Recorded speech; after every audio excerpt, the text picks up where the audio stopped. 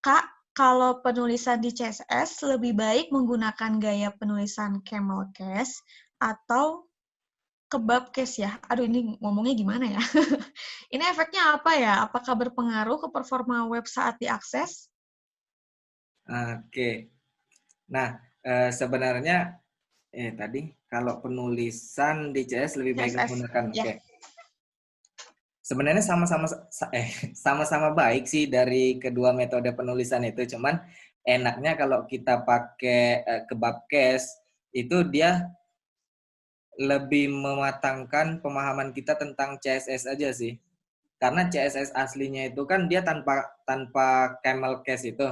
Yang berarti kalau camel case itu udah blasteran nih. Jadi kayak kita belajar CSS tapi harus ngeterjemahin ke blasterannya dulu.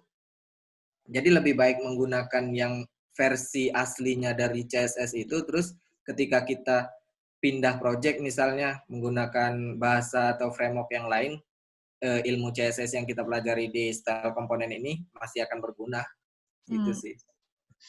Nah, oke. kalau ke performa web yang diakses juga menurutku nggak terlalu ngaruh ya.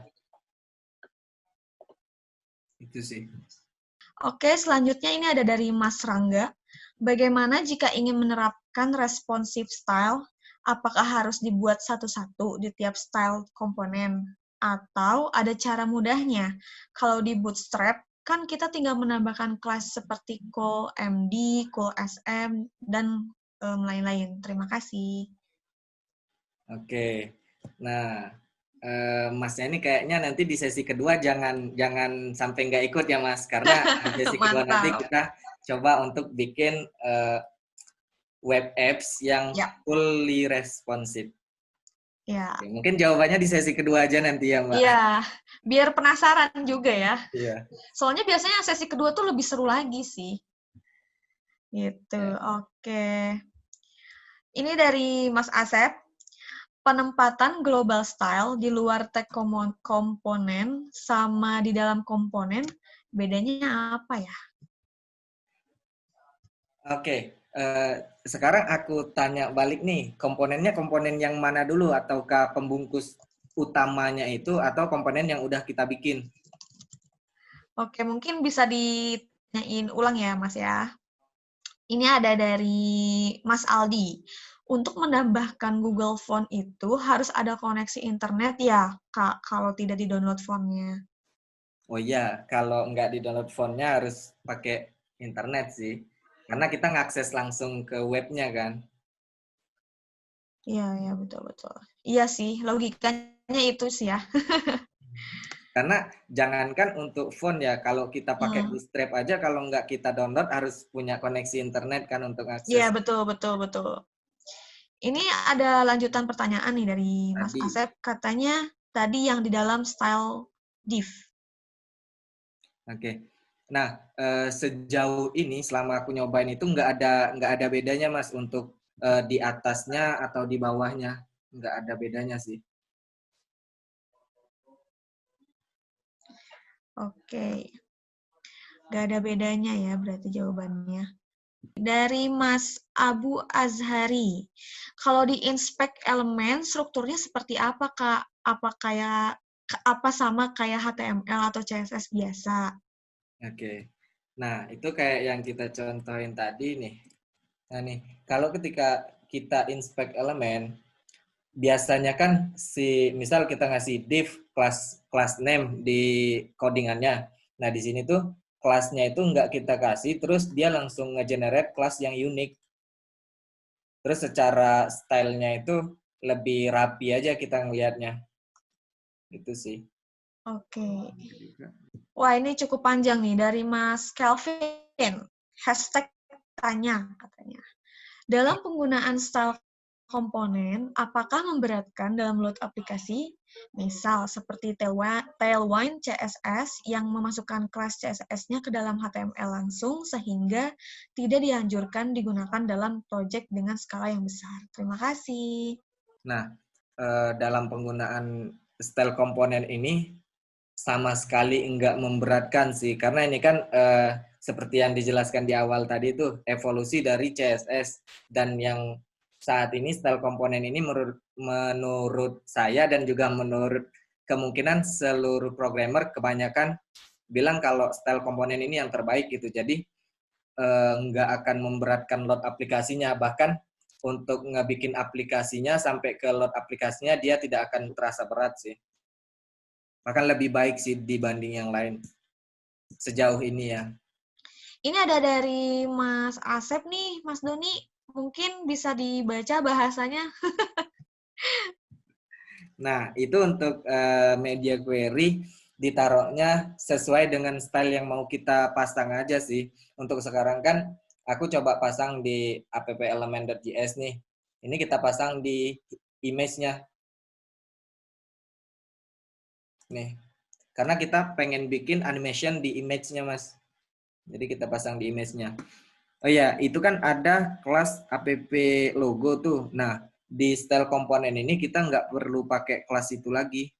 Untuk disimpannya di mana bebas sih, tergantung teman-teman pengen bikin media query yang mana.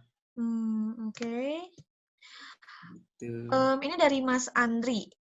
Kalau di tempat kerja Mas, biasanya menggunakan style komponen atau material UI NTD Design. Gimana nih Mas? Sebenarnya kalau di tempat kerjaku ya, itu kembali ke apa ya, bisa dibilang ke orangnya yang ngerjain, yang ngedevelopnya gitu, mau pakai apa. Tapi di standarin itu pakai style komponen. Udah awalnya itu pertama aku kenal style komponen itu tuh kayak style biasa lah gitu kan. Cuman ketika udah masuk, udah mulai belajar, lebih asik aja pakai style komponen dan lebih mudah menurutku. Karena tadi kita nggak perlu pusing mikirin nama kelasnya apa, karena kalau project kita udah gede kan pasti banyak tuh nama kelasnya. Nah itu nggak perlu lagi kita pikirin sih. Tinggal untuk nama komponennya aja itu hanya digunain di satu file itu aja yang kita tujuin, yang kita pakai. Misal nih, aku bikin nama komponennya itu button 1 dengan beberapa style. Itu di file app.js. Nah, selanjutnya aku bikin lagi nih, misalnya file profile.js nih. Aku bikin juga komponennya button 1 dengan beberapa style juga. Nah, itu stylenya nggak akan campur, pasti beda. Lagi nih dari Mas Hardiansyah. Mas, untuk global style JS itu untuk file penempatan penamaannya yang mengganti ID dan kelasnya. Apalagi nih? Atau gimana Mas katanya?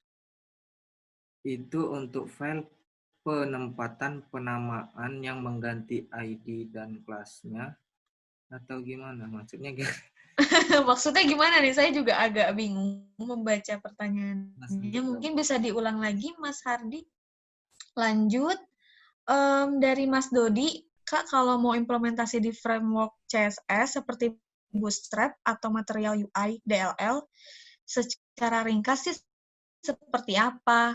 Apa metodenya sama seperti yang basic? Oke.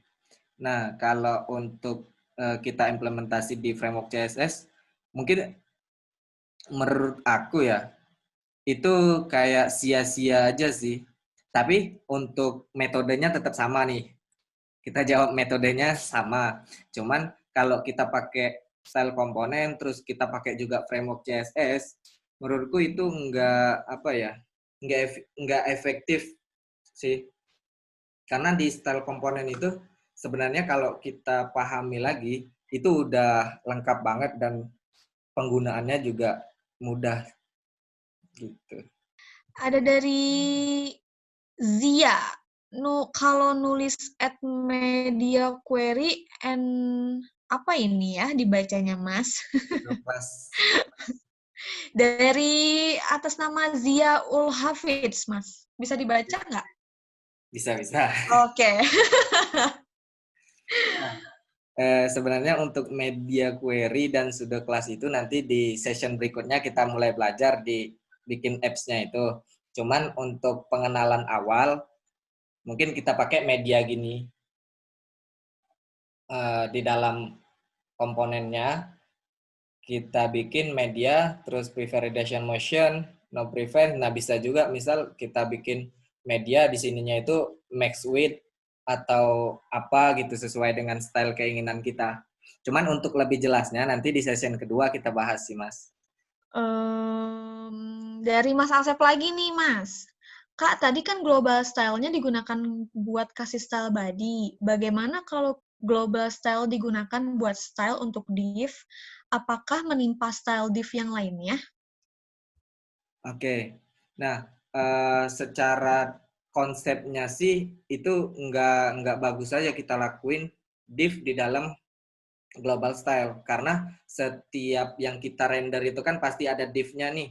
Sedangkan kita udah ngebikin div untuk komponen yang lain, tapi kita bikinnya di global style itu ketimpa sih div yang kita buat di komponen itu. Bagusnya di style apa di global style itu kita pasang kayak body terus kayak apa ya bintang untuk semuanya gitu kan. Terus font family gitu sih. Dari Mas Rangga dulu deh. Bagaimana jika kita ingin menggunakan custom properties atau variable X color, apakah tinggal kita tuliskan di global style? Oke. Nah, itu balik lagi ke keinginan kitanya, Mas. Kita pengen naruh color-nya itu di global style atau di komponen masing-masing. Misal kalau kita taruh di global style berarti kan itu untuk semua tuh. Nah, sedangkan kalau kita cuma pasang misal di komponen div awal nih, berarti color-nya itu buat div itu aja gitu. Jadi balik lagi ke keinginan Mas Rangganya tuh, pengen naruh color-nya itu di mana. Dari Mas Andriansyah nih, biasanya kalau slicing web, bagian mobile dulu atau desktop, terus apakah ada tips and trick dalam men-slicing web? Nah, oke. Ini saya jawab menurut pengalaman pribadi aku ya, Mas. Biasanya kalau slicing web itu menurut aku bagian desktopnya dulu. Kenapa? Karena dari desktop itu biar kita kelihatan dulu nih hasilnya yang kita slicing itu. Terus baru ke mobilenya. Nah, untuk tips dan trik dalam slicing web, menurut aku pertama yang kita lakuin itu kita nentuin layoutnya dulu sih. Si web itu layoutnya gimana. Setelah layoutnya kebentuk, kita bikin juga untuk responsifnya kayak mobilenya gimana, baru ke kontennya. Gitu sih, dimulai dari layout sih. Dari Muhammad Ananda nih, ini baru nanya kayaknya. Saya baru lihat namanya. DE recommended buat web development apa ya? Terus yang dipakai Kak Doni itu apa? Terima kasih, soalnya workspace-nya enak banget dilihatnya. Oke. DE ya. DE yang dipakai buat development web. Kalau di aku sih, ya bentar. Kita samain dulu nih. Maksudnya DE Mas Muhammad Anandanya itu apanya nih? Nanti beda pengertian nih. Iya, mungkin Mas Ananda bisa dijawab. Oh, IDE kali maksudnya katanya. Nah, kalau IDE bisa jadi sih. Makanya Mungkin ya. bingung juga sih. Mungkin Mas Ananda bisa ditanya ulang, bisa dijawab lagi. Teman-teman yang lain mungkin ada yang mau bertanya? Iya, IDE Oh maksudnya. iya, IDE katanya. Nah, kalau di sini aku pakai eh, apa ya? Oh, ini pakai Visual Studio Code. Nah, rekomend buat web development apa aja ya? Kalau aku ya dari segi ininya nih, dari segi editornya aku pakai Visual Studio Code, terus untuk browsernya aku pakai Firefox Developer, itu udah cukup sih menurutku.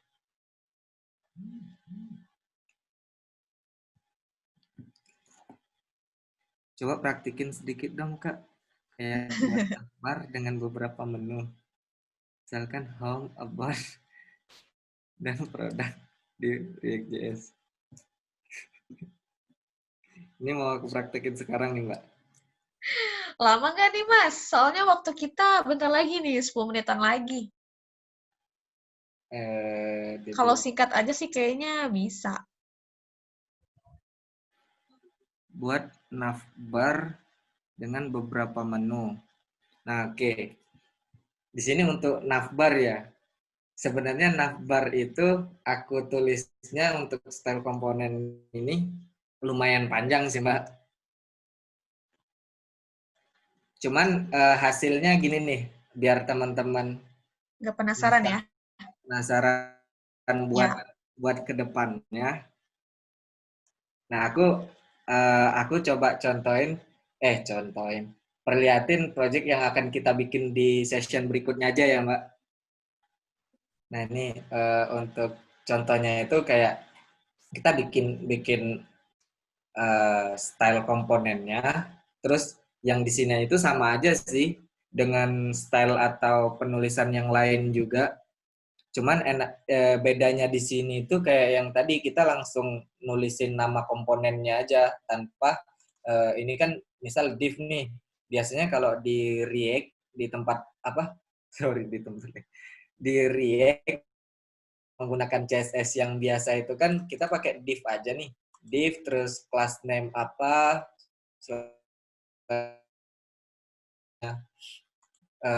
komponen apa aja gitu. Nah, kalau di sini tuh kita langsung aja kita panggil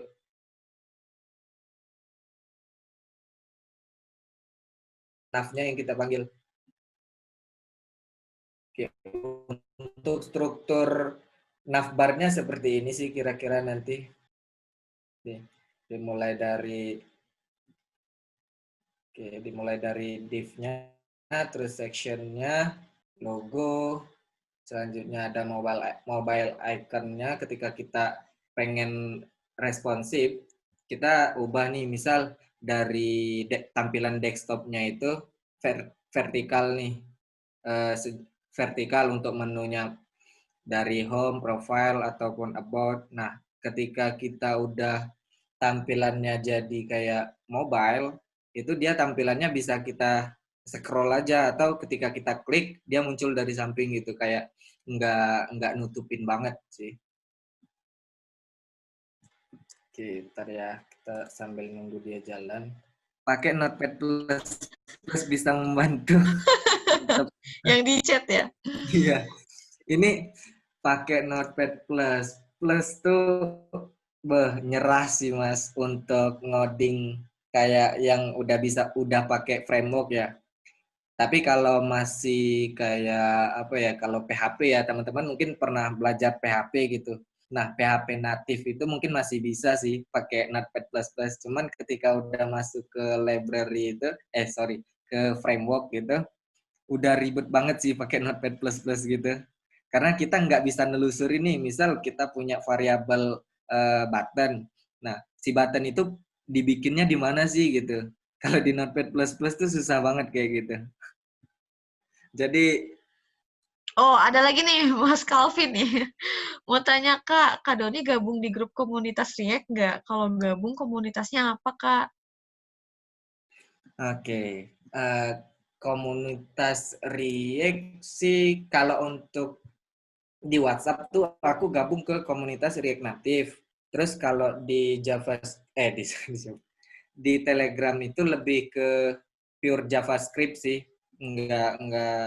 nggak bahas React JS atau apa. Nah, itu general.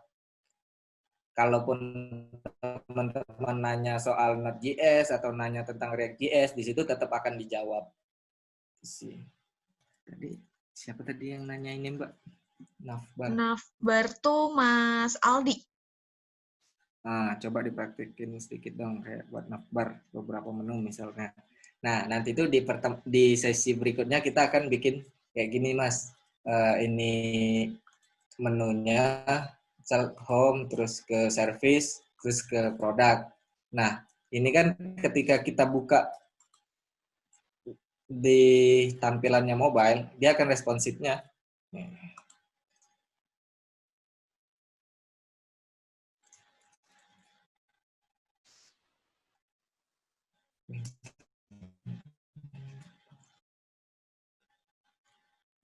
Nah, untuk responsifnya gini sih. Si navbarnya tadi, terus ketika kita ke service, nah gini sih. Oh ini Mas Calvin kah diupload ke GitHub nggak katanya? Di-upload sih Mas, tapi kayaknya besok aja deh ya, di sesi terakhir besok. Ya Takut betul saya upload betul. sekarang, nanti besok teman-teman nggak datang lagi nih. Tadi yang nanya komunitas, Ya, mungkin ini aja sih, chat ke Telegramku aja nanti biar bisa lebih ini lagi sih jawabnya. Telegramnya Mas Doni, @aluzamdoni ya. Double Z ya Mas ya. Iya, double Z. Oke, mungkin bisa langsung di-add aja supaya terkoneksi. Dan mungkin boleh nanya-nanya ya Mas ya. Oh, bisa. Oke. Ini ada satu pertanyaan sih Mbak, terakhir nih, dari Mas Faiz. Oh iya, aset image buat besok bisa di-download di mana, Kak? Nah, buat besok itu aku pakai React Icon ini. Teman-teman bisa download aja nanti. Nah ini, aku pakainya React Icon yang dari sini Mas. Pakai React Icon ini kita install ininya, dependensinya React Icon, terus cara pakainya kita nanti tergantung mau pakai yang font awesome atau yang dev icon, bebas sih. Kalau font awesome, cara pakainya sesuai dengan dari dokumentasinya itu kita pakai va. Nih, React Icon /va. Nah ini, teman-teman bisa pakai ini sih untuk aset image-nya itu. Oke, berarti sudah terjawab ya, Mas Faiz. Teman-teman juga gimana? Lanjut dulu Mbak. Oh, teman-teman juga bisa kalau misalnya mau download malam ini atau besok siang boleh, tapi kalau misalnya mau bareng-bareng juga boleh. Lagi Mas yang mau disampaikan? Mungkin untuk sekarang itu Oke. aja sih Mbak. Nanti besok lagi aja. Oke. Kalau begitu kita tutup saja pertemuan kita hari ini.